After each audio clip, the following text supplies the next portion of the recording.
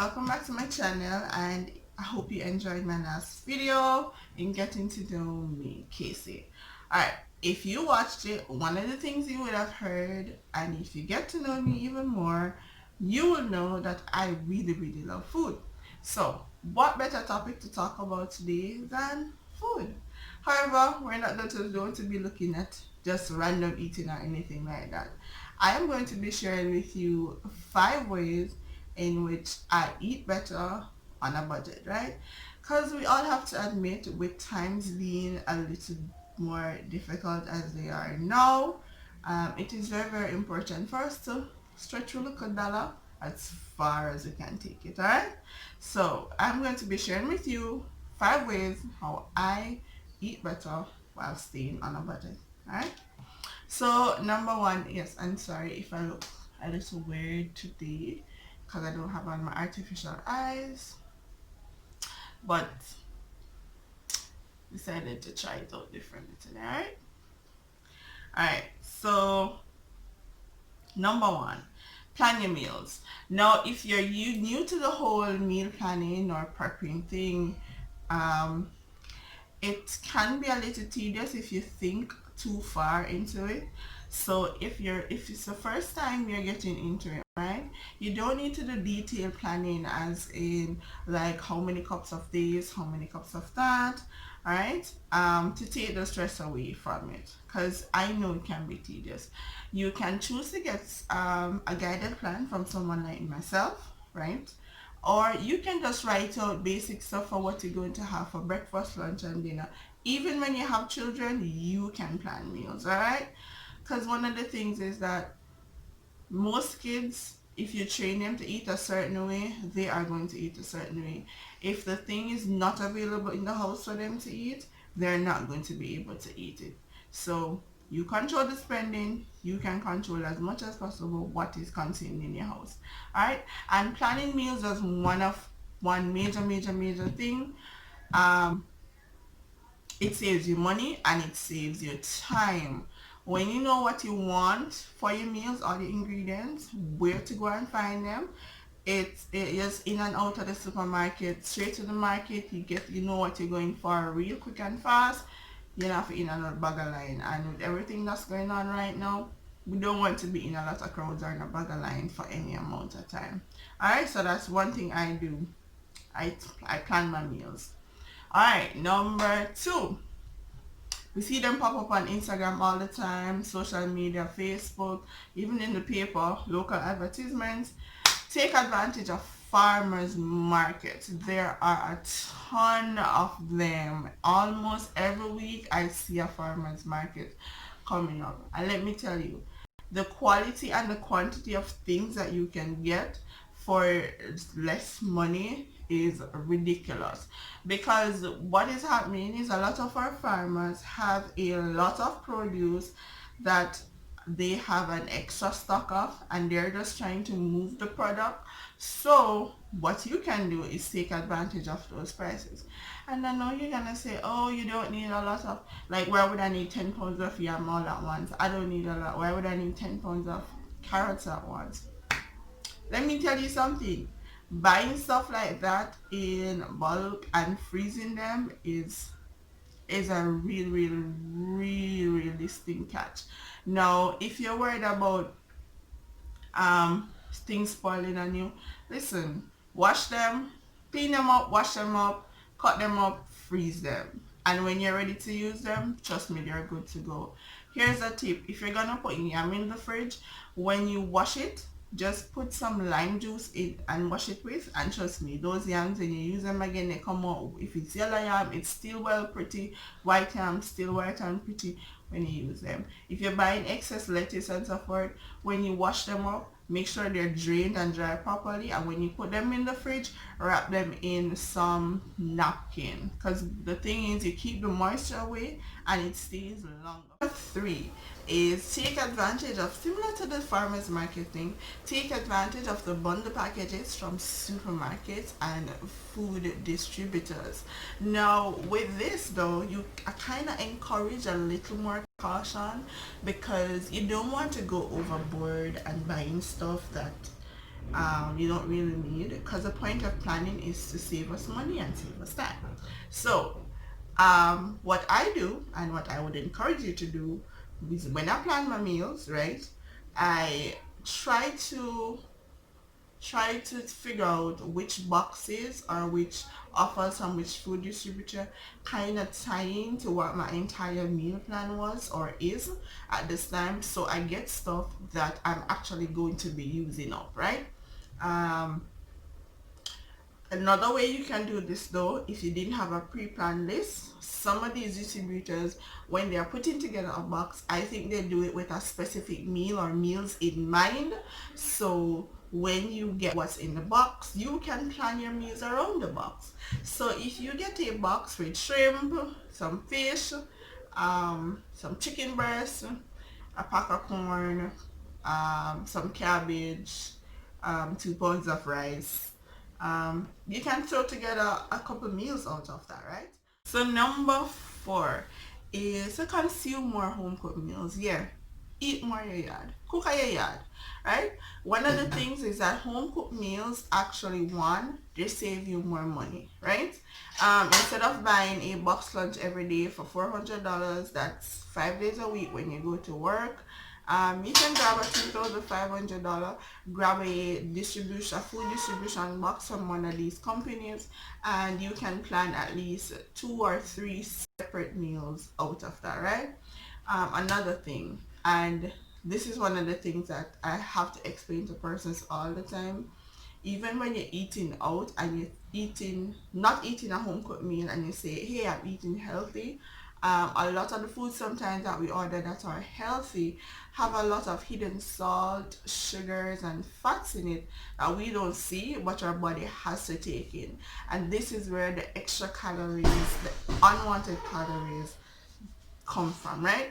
Because when you consume something that's not done at your house, right, you don't know the amount of salt, you don't know the amount of sugar, you don't know the amount of fat. When you do it at home, you take control. You control how much salt in there, you control how much sugar, you control how much fat, right? And you know exactly how your food was prepared and when it was prepared, right? So you can take control of that. What I enjoy doing when I'm putting together my food is portion control, right? Number 5. All right, what do I mean by that? No, this is very critical because, as I just stated, kind of a little with number 4, you can be eating healthy or and still be gaining the weight.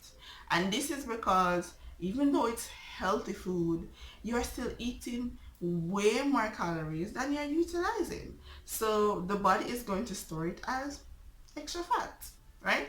And that is what we don't want, right? We need to be eating healthier and better on a budget. So how do you control your portions? So far, for me, there are 3 ways that I do this, because I'm not going to tell you I'm perfect all the time. It's not every day I get up and measure things specifically, right? And if you're new to it, it's really kind of tedious. You have to be practicing it before you can get the real hang of the measuring thing. So number 1 that you can do is eat from smaller plates, right? So you carrying food to work, your meal prep containers, make them smaller, right?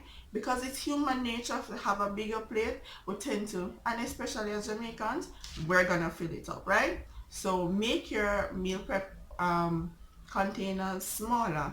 If you're at home, and this is very, very, very critical too, a lot of us is, yeah, we eat out of the big bowl and we eat off of the broad plate.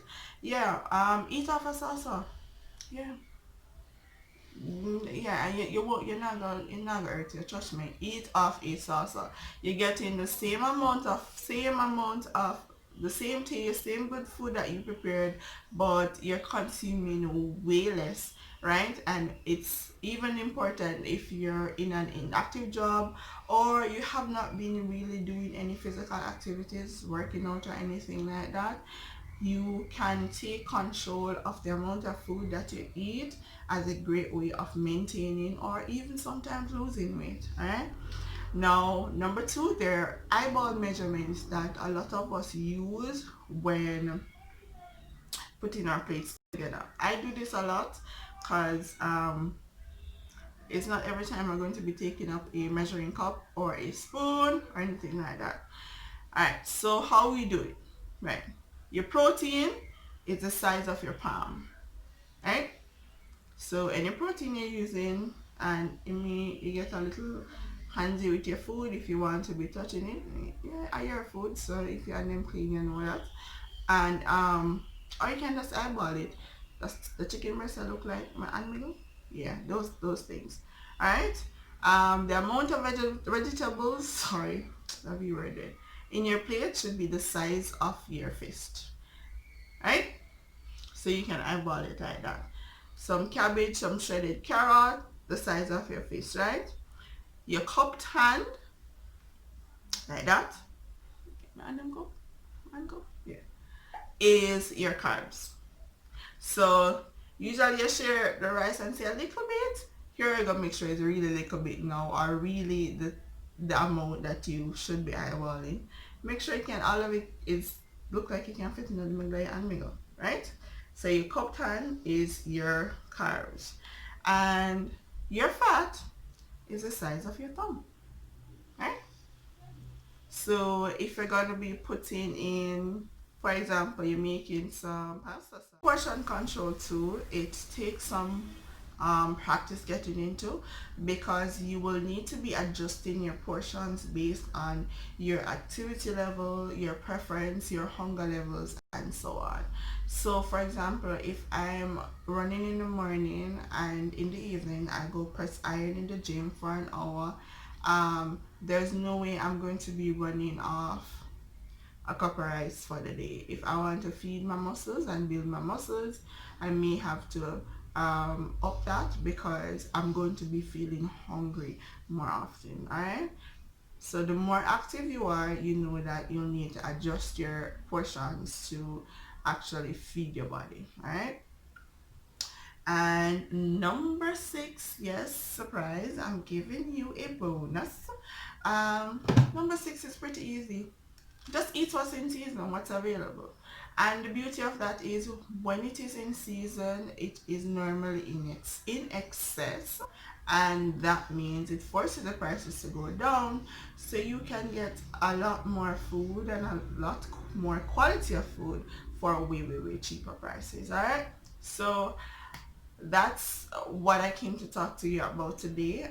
Ways that you can eat better, stretch your money, but still eat better on a budget. Are the ways that I use to allow myself to eat better on a budget, right?